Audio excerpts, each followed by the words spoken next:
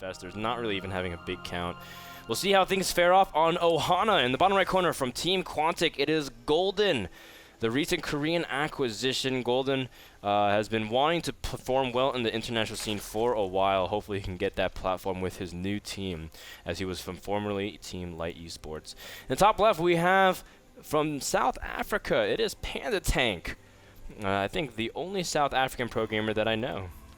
Yeah, there's a small StarCraft scene in South Africa. Certainly not as thriving as the ones we have here in the States or in Europe, or certainly not like the ones we have in Korea.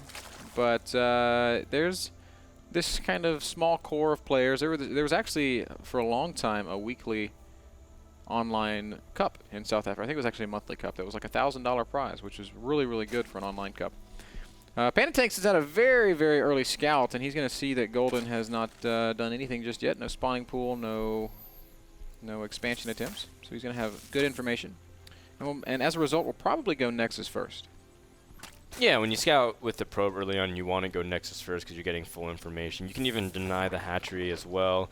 Buy some time, so even if they get early Zerglings out, you'll be able to react with a Forge.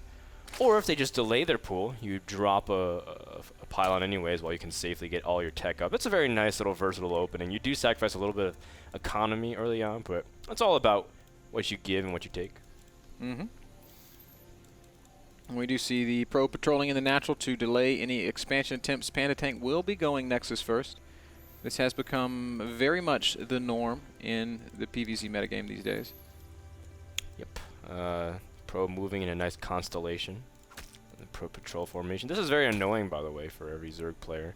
But Pandatank hasn't proven that he wants to drop any tech structures. He's just been very, very incessantly blocking. Very nice. Good probe micro here. Hasn't taken any actual damage on his probe, surprisingly. Wow. And now he's going to start regenerating this shields. Probe, man. Super probe. Finally, the drone takes a shot out of the probe's actual life pool. Hatchery does end up going down. But nice little delay tactic there by Pandatank. Delays for 3 minutes and 30 seconds without ever having to drop a pylon.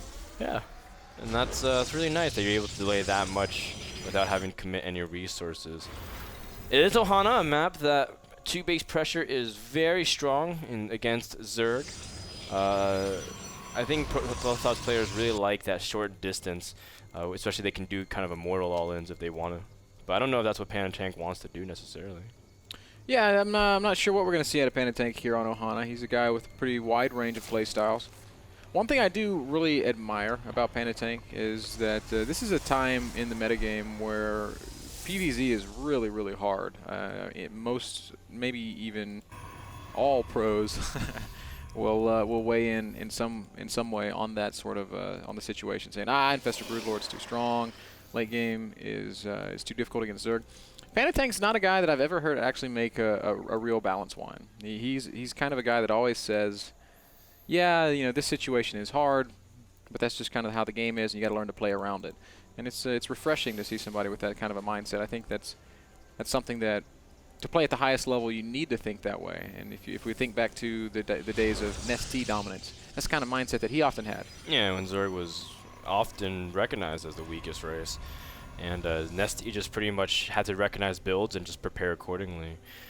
But I agree, Ben. I think it's very similar to Mana, actually. Ooh. Mana does that same exact thing as well. But we do see very early aggression out of Golden. Hatch cancel at the third base. It's going to be Roach Ling. And Pandatank this time does not have a second cannon. Pandatank is not doing much scouting. There's a Stalker, but he's only going to clear this Xel'Naga tower. Oh, no. This is terrible. Terrible for Pandatank. Yeah, he's gassing, too. If he knew, he'd be getting up 3 more cannons, or at least 2 cannons. And as a result, he's going to be caught way off guard. He even left his own watchtower, like you said, Ben. This is basically an impossible defense, Dan. I don't know how in the world he'll be able to hold this. He has only 1 gate. He has only 1 incomplete robo. He has no idea what's coming.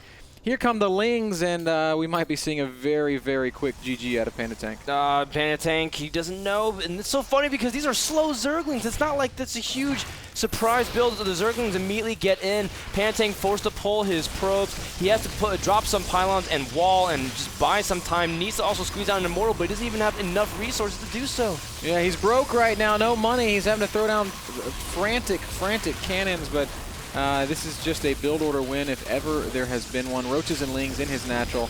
We're going to have to see a very, very fast GG out of Pandatank. Oh, man, it's heartbreaking. He had the Stalker out. He could have crossed the map, but he chose not to. And Golden capitalizing on Protoss greed with the Roach Ling all in. Man, that's it was a slow Roach, slow Ling all in. It's just like something you don't normally see, and it came at such an awkward time because his Robo wasn't done.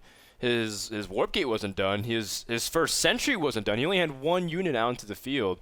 Very early attack, and that's actually the first time I've seen that third hatch cancel into that kind of attack, Ben. Yeah, cool build out of Golden. He goes up 2-0. That game brought to you guys by Squarespace. All the tools you need to build an exciting webpage. NASL.tv/p/Squarespace to download that software. We're going to take a short break, guys. We'll be back with more StarCraft 2 after this.